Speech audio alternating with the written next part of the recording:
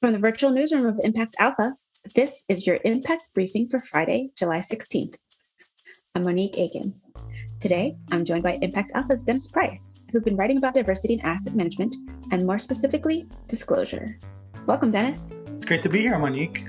In a bit, I'll share some of my conversation with Illumen Capital's Daryn Dodson. I wanted to talk to him because the SEC looks ready to require that firms disclose diversity data. But before we get to that, here's what you need to know from the week in impact investing. It could be as big as Social Security, some say. This is the week the first checks, or rather electronic deposits, went out for the enhanced child tax credit. If the temporary benefit gets extended, this will mark the beginning of a new era. I'm announcing today that on July 15th and the 15th of every month thereafter throughout the year, you will get deposited in your bank account half of your tax cut, at least $250 per child each month. Experts have told us this will cut child poverty in America in half. This tax cut sends a clear and powerful message to American working families with children. Help is here. Europe is thinking bigger on climate action. The Fit for 55 plan starts to ramp up global ambitions for emissions reduction. The plan would phase out internal combustion cars by 2035. A cut of 55% below 1990 levels by 2030 is more aggressive than the US plan, but still behind the UK and other leading countries. Of course, the package is far from a done deal. The royal family of Liechtenstein is bringing big money to impact investing. LGT's Lightrock closed a $900 million fund for tech-driven impact ventures in Latin America, Europe, and India. The family's Prince Max said he wanted to be a leading impact investor when LGT bought Espada from the Soros Economic Development Fund 2 years ago. The Ecosystem Integrity Fund closed its fourth fund.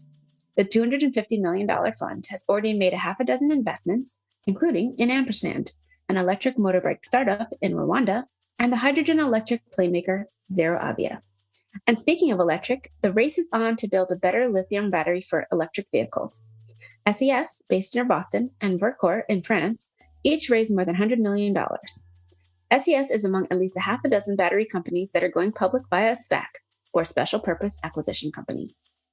ImpactAlpha subscribers got all of these stories and more in their email each day this week.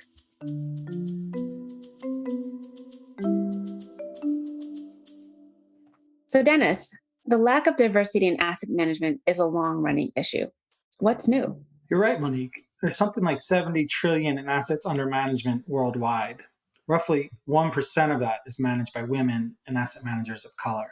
What's new is an administration that wants to do something about it. The new chief of the SEC, Gary Gensler, has called out diversity as a major problem, and a committee of the commission unanimously recommended rules that would require firms to disclose their diversity data. Disclosure only goes so far. I know you had Daryn Dodson of Illumen Capital on the Reconstruction podcast recently. I reached out to Daryn to get his take on the recent developments. Let's listen in. Daryn, you're a regular in the pages and on the podcasts of ImpactAlpha, and you've been all over this issue of bias in asset management. It looks like the SEC is ready to take action and require some disclosure. What are they proposing? Well, it looks like to me they're proposing a variety of different tactics, mostly rooted in disclosure, in order to require potentially investment managers as well as consultants and others within the field to disclose what is most likely going to reveal the dismal state of asset management that we currently know. About 1.3% of $69 trillion in capital managed by women and people of color. And I think that the disclosure is a good step in that direction, but certainly insufficient to move the needle around what is necessary to achieve optimal performance in the industry. Yeah, we saw, so the California legislature is pressing the University of California to disclose diversity data of the managers managing its $130 billion endowment. They released their second report this week, and it actually showed a slide backwards in terms of diversity of the managers managing that endowment. So do you think that the market will respond to disclosure and respond to transparency? Well, I'm skeptical that it will, because as long as the National Association of Investment Companies and other organizations have been tracking the data over 30 years, what we've seen is that consistently the 1.3% number doesn't change. You know, when I was thinking about the disclosure issue in the SEC, one of the things that came to mind was trash pickup. Because you go outside of the house, you open the trash can, you know it stinks, and that's disclosure. You know that it's there and it exists. But until it gets removed or taken away, you don't really, nothing's really ever done, and it's still there, it's still a problem. So when I think about asset management, it would be great to know the diversity numbers within many of the firms, but that doesn't remove the trash that's in the system that locks up the ability to achieve higher returns by investing in the overlooked and underestimated women and people of color. Yeah, yeah. I want to get into a bit of what's at stake here. And aside from sort of the inequities within the asset management industry itself, what does the lack of diversity in the industry mean for the economy, for society at large? When we think about the overall macroeconomic trends, not engaging a large portion of society fairly as fiduciaries, I think is a mistake. So in terms of looking at the systematic bias that many of the asset allocators hold towards women and people of color, a lot of times unconscious bias, sometimes explicit bias, but bias nonetheless, we find that that bias could also lead, in many cases, to suboptimal performance or decision-making within the investment process. And therefore, working on that bias is an important part of fiduciary duty, and not working on that bias is a violation of fiduciary duty. Explain what you mean by that. And the SEC recommendations actually cited some of the research that you've been involved in with Stanford University. Yes, that's correct. So the committee heard from, in terms of the subcommittee on diversity and inclusion, the SEC heard from a group of leaders that looked into this area for a long time, many of them citing our research and other research over the last 30 years that shows equal or outperformance of women and people of color managers, which suggests that if they aren't increasing their overall asset share and remain at 1.3% consistently year over year while they're outperforming or equally performing, that something's fundamentally broken in the fiduciary asset review and allocation process by those that hold the strings to the largest pools of capital in the world.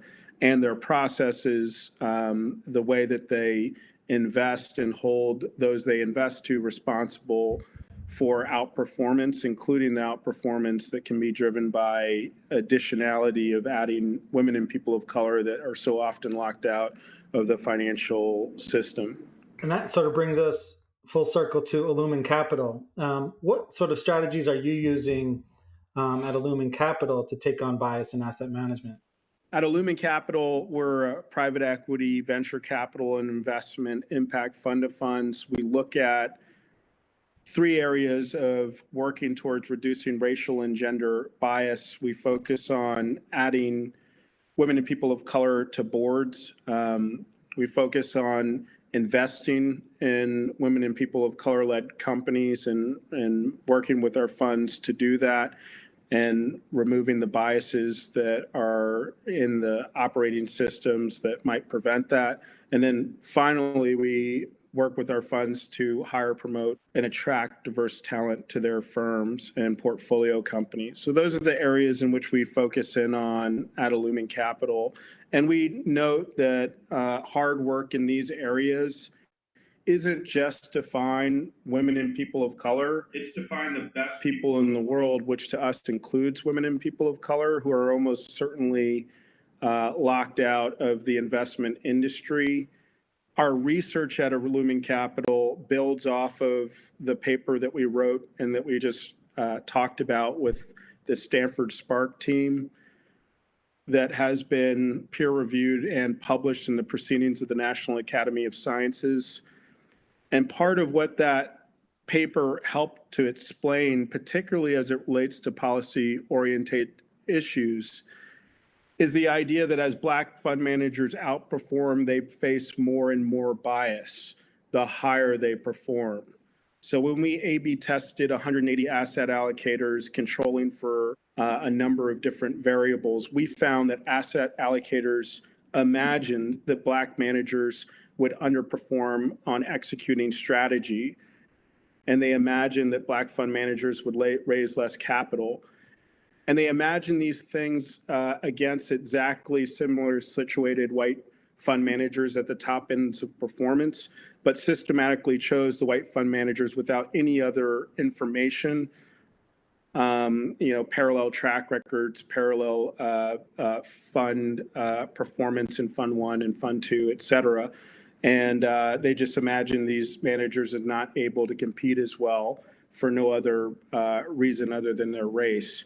So what we find, again, is that if fiduciaries don't do the work to overcome their systematic bias, that's not individual bias, like one person making a decision, but it's Daniel Kahneman type bias systematically throughout the field, and a consistent behavior that exhibits itself in a way that you can correct it, then we're leaving money on the table as an industry, and we're also diminishing the humanity of the people that are pitching us regularly, the Black and female and other people of color within the asset management business without working on those biases.